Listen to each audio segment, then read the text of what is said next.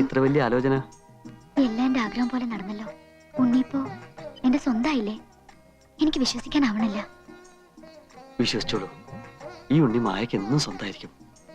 ഈ മുഖം, ഈ സ്നേഹം എന്നെ വല്ലാതെ കീഴ്പ്പെടുത്തി കളഞ്ഞില്ലേ? ഇനി നമ്മൾ മരണം കൊണ്ടേ അകലുകയുള്ളൂ. അടുത്ത ജന്മത്തിലും ഉണ്ണി എന്റേതായിരിക്കണമെന്ന് എന്റെ പ്രാർത്ഥന. കൈവിട, തൊട്ടുള്ള കളിയൊന്നും വേണ്ട മക്കളെ. നിങ്ങൾ മുത്തശ്ശിക്ക് കൊടുത്ത വാക്കൊന്നും ഇവിടെ ആരും മറന്നിട്ടില്ല. വിവാഹം കഴിഞ്ഞതിന് ശേഷം എല്ലാവരുടെയും കണ്ണു വെട്ടിച്ച് ഇവിടെ എന്തും ആകാമെന്നാണ് നിങ്ങളുടെ വിചാരമെങ്കിൽ ആ പൂതി അങ്ങോട്ട് മനസ്സിൽ വെച്ചാൽ മതി. ഇന്ന് മുതൽ നീ ബ്രഹ്മചര്യം തെറ്റിക്കുന്നുണ്ടോ നോക്കാൻ മുത്തശ്ശി എന്നെ ചുമതലപ്പെടുത്തിയിരിക്കുക. അതുകൊണ്ട് രഹസ്യമായിട്ട് നിങ്ങൾ എന്തെങ്കിലും കുരുത്തക്കേട് കാണിക്കാൻ ഒരുങ്ങിയാല് അപ്പൊ ഞാൻ അതിന് നടുക്കൊന്ന് വീഴും. എന്ന് വെച്ചാ ഒന്നും ഞാൻ സമ്മതിക്കില്ല. കുട്ടി, ഇന്ന് മുതൽ ഈ മുറിയാണ് കുട്ടിയുടെ കിടപ്പറ. പേടിക്കണ്ട, ഉണ്ണി തൊട്ടടുത്ത മുറിയിലുണ്ട്, അതിന്റെ അടുത്ത മുറിയിൽ ഞാനുണ്ട്, അതിന്റെ അപ്പുറത്തെ മുറിയിൽ മുത്തശ്ശിയുണ്ട്. എന്ന് വെച്ചാൽ നേരം വെളുക്കുന്നവരെ ഈ വരാന്തേല് ആളുകളുണ്ട് എന്ന് അർത്ഥം. എന്തിനാ ഉണ്ണി ഇങ്ങനെ വെറുതെ നോക്കി വെള്ളം ഇറക്കണേ? ഇതിന് ഒരുങ്ങുമ്പോ തന്നെ ഞാൻ എല്ലാം പറഞ്ഞതല്ലേ. വാ വാ, നിന്റെ മുറി ഞാൻ ഒരുക്കിയിട്ടുണ്ടാ കുട്ടാ.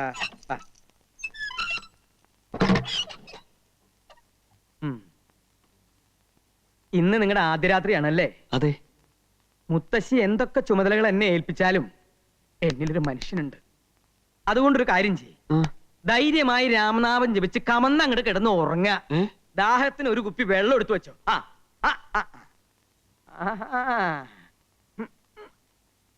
നോക്കണ്ട, നിന്നെപ്പോലുള്ള ചെറുപ്പക്കാര് ചിലപ്പോ ജനലും പൊളിച്ച് അപ്പുറത്ത് കയറിന്ന് വരും. എന്താണാവോ?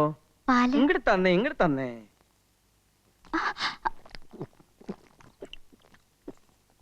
പഴിവെക്ക്. ഇനി കുട്ടി ധൈര്യമായിട്ട് കിടന്നുറങ്ങിക്കോളൂ. Good night. അമ്മാവാ, മിടിച്ചു നിൽക്കാണ്ട് പോയി കിടന്നുറങ്ങണ.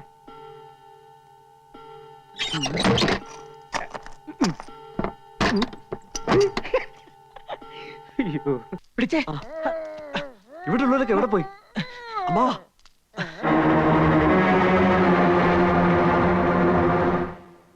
എന്താ ഉണ്ടായേ? ഞങ്ങൾ വന്നു കേറുമ്പോ അമ്മാവൻ ബോധമില്ലാതെ കിടക്കായിരുന്നു. ഉടനെ ഏതെങ്കിലും ഹോസ്പിറ്റലിൽ കൊണ്ടുപോവാം. ഭഗവതി, ഇത്ര പെട്ടെന്ന് ഏട്ടൻ എന്ത് പറ്റി?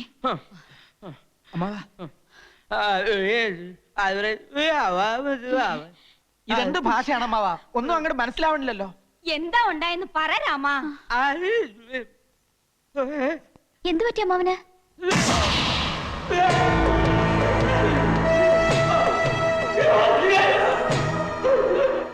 എന്താ? മായയോട് അവൻ എന്തോ പറയണോന്ന്. പറഞ്ഞോളൂ അമ്മാവ, എന്താണ്ടായേ? ഓ, എന്തെങ്കിലും തിന്നാൻ വേണോ? വെറ്റില മുറുക്കണോ? ഓ, പടം വരയ്ക്കണോ അല്ലേ? എഴുതി കാണിക്കാന്നാണോ? ശങ്കര, ഒരു പേനയും കടലാസും വേഗം കൊണ്ടുപോവാ.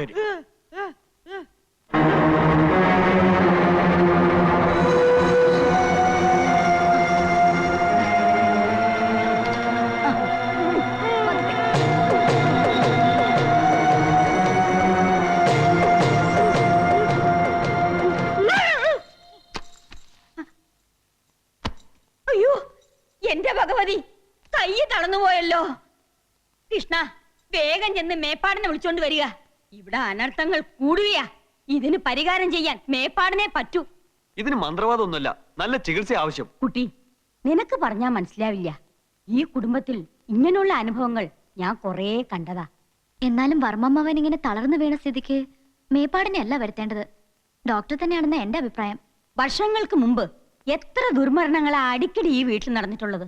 അന്ന് അതിന്റെ കാരണങ്ങളൊന്നും കണ്ടുപിടിക്കാൻ ഒരു ഡോക്ടറെ കൊണ്ടും പറ്റിയില്ല. ഈ മേപ്പാടന അതിനൊക്കെ പരിഹാരം കണ്ടെത്തിയത്. കുട്ടിക്ക് വിശ്വാസം ഇല്ലെങ്കിൽ വേണ്ട, പക്ഷെ ഈ മുത്തശ്ശിയെ പഠിപ്പിക്കാൻ വരരുതാ.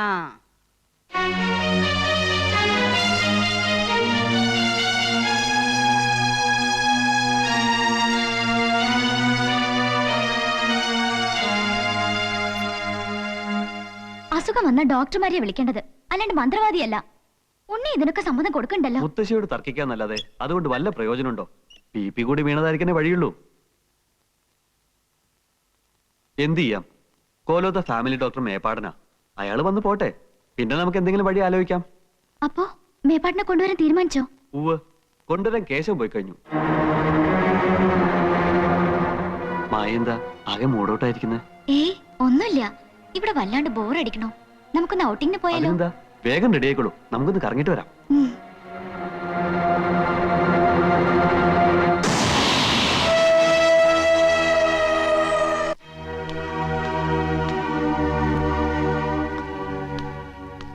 നമ്മളിങ്ങനെ ഇവിടെ വന്ന് ഈ ഹോട്ടലിൽ താമസിച്ചിട്ട് ഒരു ഗുണവുമില്ല. കാര്യങ്ങൾ കുഴയുന്ന ലക്ഷണമാണ്. അവിടെ എന്തോ അമാനുഷിക ശക്തി ഉണ്ടെന്നുള്ള കാര്യത്തിൽ എനിക്ക് ഒരു സംശയമില്ല. ഈ ശക്തി കാരണം നിനക്കങ്ങനെ തോന്നിയായിരിക്കുമോ ജെയിംസേ? അവിടെ കണ്ട നമ്മുടെ ഡെയ്സിമോളെ തന്നെയാണോ? അച്ഛൻ ഒരുമാതിരി ചൊറിയുന്ന വർത്താനം പറയരുത്. ഞാൻ അത്ര കൊച്ചുകുട്ടിയാണോ? എന്റെ കണ്ണിന് ഞാൻ നേരിട്ട് കണ്ടതല്ലേ ഡെയ്സിയെ. ഇനി പബ്ലിസിറ്റി ആവുമോ എന്ന് ഭയന്നിട്ടൊന്നും കാര്യമില്ല. നമുക്ക് പ്രശ്നം നിയമപരമായിട്ട് കൈകാര്യം ചെയ്താലോ? ഇനി ആ വഴിക്ക് തന്നെ അങ്ങ് ചിന്തിക്കുന്നതായിരിക്കും നല്ലത്. നമുക്ക് പോലീസിൽ അറിയിക്കാം. അമാനുഷിക ശക്തി എന്നൊക്കെ പറഞ്ഞാൽ പോലീസ് എന്നാൽ ഇതൊക്കെ തന്നെയല്ലേ സ്ഥിതി. പിന്നെ ഇതുപോലെ പത്രവാർത്തകനുമായാൽ ഇങ്ങനെ അങ്ങ് പേടിച്ചാലോ? നിനക്കിത് പറഞ്ഞ മനസ്സിലായില്ല. ഇപ്പൊ തന്നെ ഡെയ്സി ഓരോരുത്തർ തിരക്കുമ്പോൾ മൈസൂരിലെ എന്റെ പെങ്ങളുടെ വീട്ടിലാണെന്നാ പറയുന്നത്. 4 ആൾ അറിഞ്ഞാ പിന്നെ എന്റെ കുടുംബം കൂട്ടത്തോട് ആത്മഹത്യ ചെയ്യുന്നതാണ് നല്ലത്. പിന്നിപ്പോ എന്ത് ചെയ്യാനാ ഉദ്ദേശം? ഏതായാലും മുള്ളിനെ മുള്ളുകൊണ്ടെടുക്കണമെന്നാണല്ലോ പ്രമാണം. ആ വഴി ഒന്ന് ആലോചിച്ച് നോക്കാം. എങ്ങനെ? കടമറ്റത്ത് കത്തനാരച്ചന്റെ പരമ്പരയിൽപ്പെട്ട ഒരു ഫാദറുണ്ട്. എത്ര കൊടിയ ബാധയും കുരിശേൽ നിർത്തുമെന്നാ കേട്ടത്. ചെകുത്താന്മാരെ ഒഴിപ്പിക്കുന്നത് കൊണ്ട് അദ്ദേഹത്തെ അറിയപ്പെടുന്നത് ചെകുത്താനച്ചൻ എന്ന പേരില്ല. അത്ര വലിയ മന്ത്രവാദിയാ അദ്ദേഹം. മന്ത്രവാദി മാത്രമല്ല, ലോകപ്രശസ്തനായ സൈക്കാട്രിസ്റ്റ് കൂടിയാ. എങ്കിൽ നമുക്ക് എത്രയും പെട്ടെന്ന് ആ ചെകുത്താനച്ചനെ കാണാം.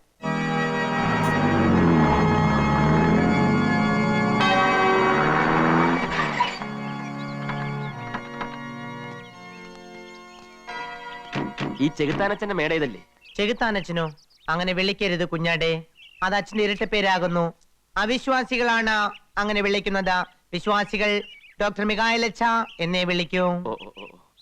ഒരു ബാധ കയറിയ കേസ് ഉണ്ടായിരുന്നു. അച്ഛനൊന്ന് കാണണമല്ലോ. ഇയാളെ കണ്ടപ്പോഴേ എനിക്ക് തോന്നി. എനിക്ക് കുഴപ്പമൊന്നുമില്ല. ആളെ കൊണ്ടുവന്നിട്ടില്ല. പിന്നെ ആർക്കാ? എല്ലാം മിഖാലച്ചനോട് ഞങ്ങൾ പറഞ്ഞോളാം. ഓ, കയറി വരൂ കുഞ്ഞാടുകളെ. പിന്നെ ശ്വാസം.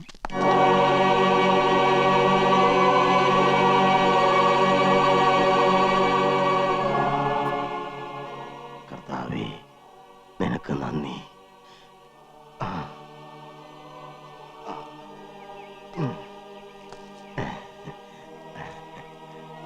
സംശയിച്ചതുപോലെ ആ പെൺകുട്ടി നിങ്ങളുടെ മകൾ ഡെയ്സി തന്നെ. വരൂ, ഇങ്ങോട്ടിരിക്കൂ.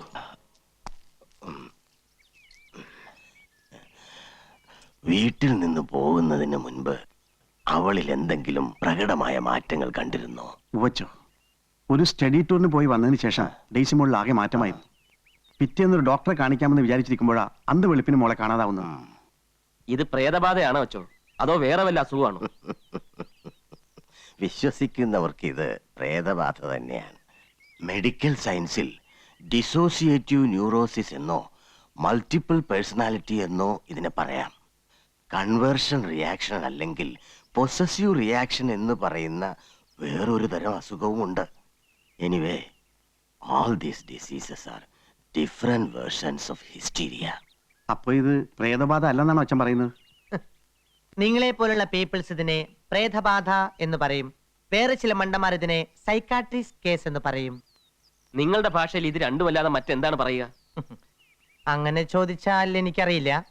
ഫാദർ പറയും. ആട്ടെ, കഴിഞ്ഞ ദിവസം ആരാ ഈ കുട്ടിയെ കണ്ടെന്ന് പറഞ്ഞത്? ഞാനാണച്ചോ. എന്നെ കണ്ടിട്ട് അവൾ തിരിച്ചറിഞ്ഞതേ ഇല്ല. നിങ്ങൾ കുട്ടിയുടെ ആരാ? ഞാൻ ഇവരുടെ കുടുംബ സുഹൃത്താ. പിന്നെ ഇവന് വേണ്ടി കല്യാണം പറഞ്ഞു വെച്ചിരുന്നത് എന്റെ മകളെ. മനസ്സ് ചോദ്യം നടത്താൻ ഡേറ്റ് നിശ്ചയിക്കുന്നതിനിടയിലാ ഇങ്ങനെയൊക്കെ സംഭവിച്ചത്. ആ, ഈ കുട്ടിയെ ഉടനെ തന്നെ ഇവിടെ ഒന്ന് എത്തിക്കാൻ പറ്റുമോ? അതാണ് പ്രശ്നം. ഫാദർ ഒന്ന് അവിടം വരെ വന്നാൽ. ഇല്ല, ഞാൻ കുറെ കാലമായി വെളിയിൽ പോയി പേഷ്യൻസിനെ നോക്കാറില്ല. എന്റെ മോളുടെ ജീവിതമാണ് എനിക്ക് വലുത്. അവളെ എങ്ങനെയെങ്കിലും ഒന്ന് രക്ഷിക്കണം. അച്ഛനെ കൂടി കൈയൊഴിഞ്ഞാൽ ഞങ്ങൾക്ക് വേറെ ആശ്രയമില്ല. എടോ വെട്ടുകുഴി, ഫാദർ, തനിക്ക് ആ കുട്ടിയെ പോയി ഒന്ന് കൊണ്ടുവരാൻ സാധിക്കുമോ? അച്ഛന്റെ പ്രാർത്ഥനയും അനുഗ്രഹമുണ്ടെങ്കിൽ ഞാനൊന്ന് ശ്രമിച്ചു നോക്കാം ഫാദർ.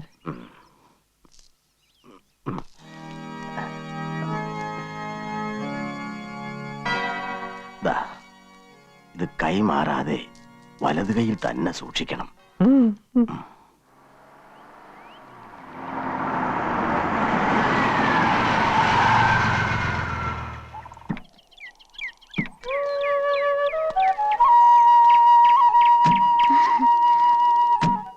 എന്ത് കാണാനാ ഇങ്ങോട്ട് വരണമെന്ന് പറഞ്ഞത്? എനിക്ക് കുന്നിൻ ചെരുവ് വലിയ ഇഷ്ടാ. നമുക്ക് ഈ കുന്നിന്റെ നെറുകിൽ ചെല്ലാം. എന്തിനാ? അവിടെ നിന്നാ സ്വർഗം വളരെ അടുത്ത് കാണാം. എനിക്ക് ഈ സ്വർഗമൊന്നും കാണണ്ട. പിന്നെ ഏത് സ്വർഗം സാറിന് കാണേണ്ടത്? എന്നെ സ്വർഗം കാണിക്കണമെങ്കിൽ മായ മനസ്സ് വെക്കണം. ഞാൻ മനസ്സ് വെച്ചിട്ട് എന്താ കാര്യം? ജപവും മന്ത്രവും ബ്രഹ്മചര്യൊക്കെ നടക്കുന്ന അന്ധവിശ്വാസികളുടെ കൂട്ടത്തിലല്ലേ ഉണ്ണിയും? എനിക്ക് അന്ധവിശ്വാസമൊന്നുമില്ല. മുത്തശ്ശിയെ പേടിയാണുള്ളത് സത്യം. അതുകൊണ്ട് മുത്തശ്ശി കൊടുത്ത് വാക്ക് പാലിക്കുന്നു. അതല്ല, ഉണ്ണിയുടെ കയ്യിലുണ്ടല്ലോ ഒരു ഏലസ്. ഓ ഇതോ? വിശ്വാസം ഉണ്ടായിട്ടൊന്നല്ല, മറ്റുള്ളവരുടെ സമാധാനത്തിന് വേണ്ടിയാ. ഓ വലിയ ധൈര്യശാലി. ഗമ പറയാൻ ആർക്കാ വയ്യാത്ത? ഗമ പറഞ്ഞതല്ല, സത്യം. കയ്യിലെ ഏലസ് കണ്ടില്ലെങ്കിൽ മുത്തശ്ശി വഴക്ക് പറയലോ എന്ന് ഓർത്ത് കെട്ടുന്നതാ. അങ്ങനെയാണെങ്കിൽ ഇപ്പൊ അതങ്ങ് അഴിച്ചു കളഞ്ഞേ. ഇവിടെ മുത്തശ്ശി ഇല്ലല്ലോ. അഴിച്ചു കളഞ്ഞാൽ എന്റെ ഭർത്താവ് ധൈര്യമുള്ള ഒരു ആൺകുട്ടിയാണെന്ന് ഞാൻ സമ്മതിക്കാം. അത് മാത്രം പോരാ, പിന്നെ ഈ കവളിൽ ചൂടുള്ളൊരു സമ്മാനം കൂടി തരുമോ?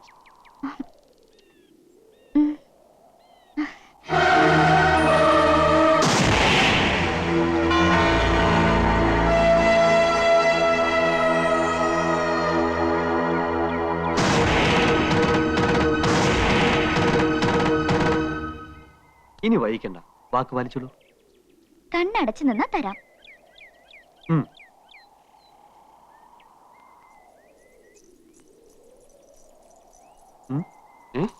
മായേ, ദേ അവിടെ നിൽക്കാൻ. വാക്ക് പാലിക്കണം കേട്ടോ. മോളിൽ വന്നാ വാക്ക് പാലിക്കാം. മായ അവിടെ നിൽക്കാൻ. മായേ,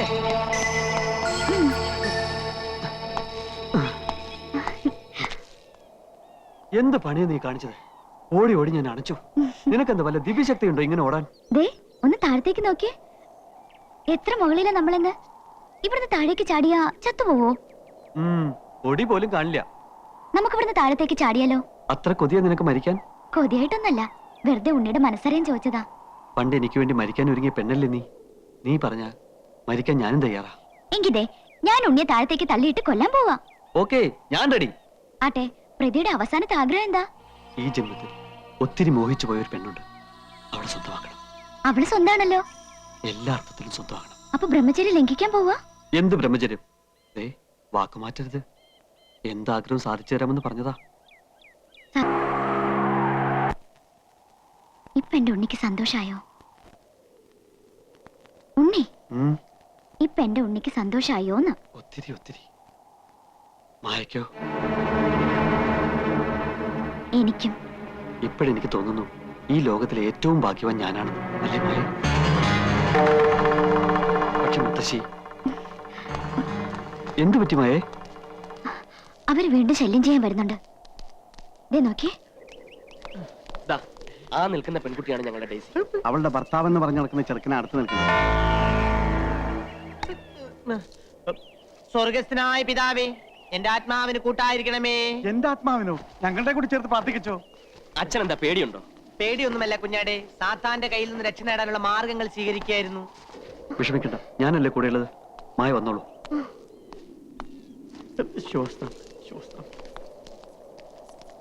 എന്താ തന്റെയൊക്കെ ഉദ്ദേശം? ഞങ്ങൾ ജീവിക്കാൻ സമ്മതിക്കില്ലേ? ഡേസി മോളെ, ഞാൻ ഡേസി ഒന്നുമല്ല, എന്റെ പേര് മായാന്നാ. കേട്ടല്ലോ, ഇനിങ്ങനെ പോയിക്കൂടെ? അസുഖമുള്ള കുട്ടിയാ, അവൾ അങ്ങനെ പറയൂ. അസുഖം എനിക്കല്ല, തനിക്കാ. ഉണ്ണി വാ, നമുക്ക് പോവാം. കുഞ്ഞാടെ, നീ സാത്താന്റെ പിടിയിൽ പെട്ടിരിക്കുകയാണ്. നിന്നെ ഞാൻ രക്ഷപ്പെടുത്താം. താന്ന് പോടോ. വാ മോളെ, നമുക്ക് വീട്ടിലോട്ട് പോവാം.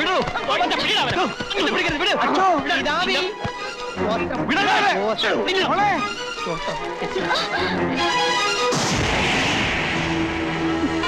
സ്വർഗസ്ഥനായ മിശിഹാ തമ്പുരാനെ, സാത്താന്റെ പിടിയിൽ നിന്ന് ഡേസി മോളെ രക്ഷിക്കണമേ.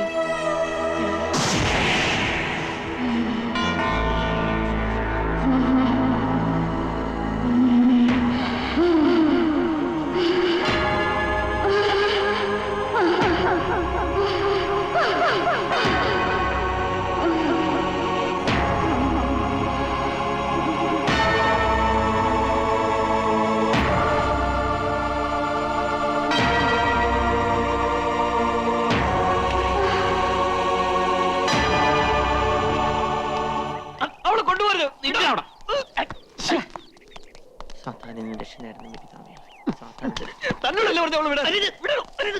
പിതാവേ, എന്റെ കൊഞ്ചം കുരിശും. പൊടിയെടുത്തോ, അല്ലെങ്കിൽ നമുക്ക് ഇവരെ കൊല്ലാണ്ടി വരും. വിടാ, നിന്ന് പിടയ്ക്കാന്നില്ല.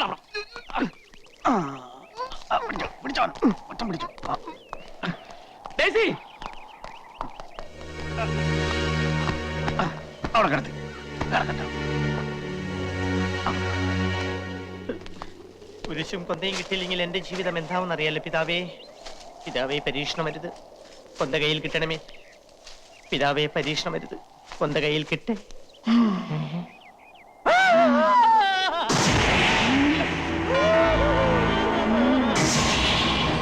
പിതാവേ